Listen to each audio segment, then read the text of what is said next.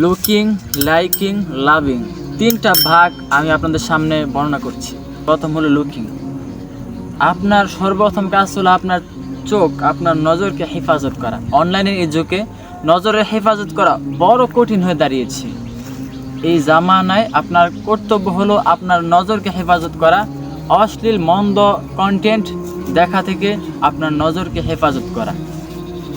আপনি যদি ভালো কিছু দেখেন, আপনি যদি ওলামায়ে কেরামের বয়ান শ্রবণ করেন, আপনি যদি ইসলামিক ভিডিওগুলো দেখেন, তাহলে এটা আপনার উপরে যেমনিভাবে প্রভাব ফেলবে, ঠিক তেমনিভাবে আপনি যদি ইসলামিক অশ্লীল কন্টেন্টগুলো দেখেন, তাহলে সেগুলোর একটা প্রভাব আপনার মস্তিষ্কে পড়বে। আর হাদিসে রাসূল সাল্লাল্লাহু আলাইহি সাল্লাম স্পষ্ট করে বলে দিয়েছেন যে আন নাজার আল আইন, নজর এটা হলো সাহমুন মিন সিহামি ইবলিস, ইবলিসের একটা বিষাক্ত একটা তীর।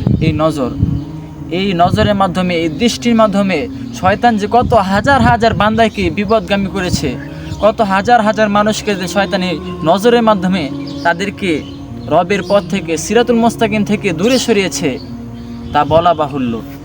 দ্বিতীয়ত বলেছিলাম লাকিং। আপনি যে জিনিসটাই আপনি দেখবেন, আপনি অনলাইনে হোক বা অফলাইনে, যদি ভালো কিছু দেখেন, তাহলে সেটা যেমনিভাবে আপনার প্রভাব ফেলবে, ভালোভাবে কাজ করবে, ঠিক তেমনিভাবে আপনি যদি মন্দ কিছু দেখেন, অশ্লীল কিছু কন্টেন্ট দেখেন, তাহলে সেটাও কিন্তু আপনার প্রভাব ফেলবে। আস্তে আস্তে সেটাকে আপনার স্বাভাবিক মনে হবে। আপনি দেখবেন যে সমস্ত যুবকরা পর্নোগ্রাফি, ব্লু ফিল্মে আসক্ত, ওরা কিন্তু প্রথম যখন তারা ব্লু ফিল্ম বা পর্নোগ্রাফিগুলো দেখে, তখন কিন্তু তাদের কাছে খুব অস্বস্তিকর লাগে বা তাদের কাছে এটা অন্যরকম মনে হয়। কিন্তু আস্তে আস্তে তাদের কাছে ওই বিষয়টা স্বাভাবিক হয়ে যায়। আস্তে আস্তে তাদের কাছে ভালো লাগা কাজ করে, যে এগুলো যে মানে মন্দ বিষয় বা অশ্লীল কন্টেন্ট, এগুলো তাদের কাছে মনে হয় না। একটা সময় দেখা যায় যে যখন তাদের কাছে ওই মন্দ বিষয়গুলো ভালো মনে হয়।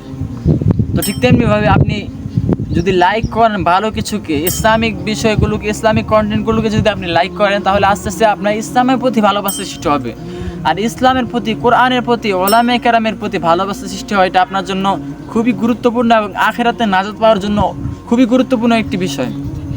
তৃতীয়ত বলছি যে লাভিং। যখন একটা পর্যায়ে আসবে, আপনি ইসলামের প্রতিটা বিষয়কে লাইক করতেছেন, ইসলামের প্রতিটা বিষয়, মেয়েদের হিজাবকে আপনি লাইক করছেন, ছেলেদের দাড়ি রয়েছে, দাড়ির সুন্নতকে আপনি লাইক করছেন, টুপিকে লাইক করছেন, সুন্নতি পোশাক, সুন্নতি ড্রেসকে আপনি লাইক করছেন, একটা পর্যায়ে এমন আসবে যে আপনি ইসলামকে ভালোবেসে ফেলবেন। ইসলামের প্রতিটা বিষয়ের প্রতি আপনার একটা ভালোবাসা কাজ করবে আলাদা। সেটাই তৃতীয় ধাপ, লাভিং। সুতরাং ইসলামকে আসুন ভালোবাসি, আসুন কোরআনকে ভালোবাসি, আসুন রব্বুল আলামিনকে ভালোবাসি, তার দেয়া ইসলাম ধর্মকে নিজের হৃদয়ে স্থান করে দিই। আমি যদি ইসলামকে ভালোবাসতে পারি, স্পষ্ট কথা, ওয়াল্লাহি যদি কোরআনকে আপনি ভালোবাসেন, যদি আপনি ওলামায়ে কেরামদেরকে, আলেমদেরকে, ইসলামিক সেলিব্রিটিদেরকে যদি আপনি ভালোবাসেন, তাহলে এই ভালোবাসি আপনাকে পরকালে নাজাত দিবে। এই ভালোবাসাটি আপনার পরকালে জাহান্নামের কঠিন আযাব থেকে বাঁচার এক মহা মাধ্যম হয়ে দাঁড়াবে।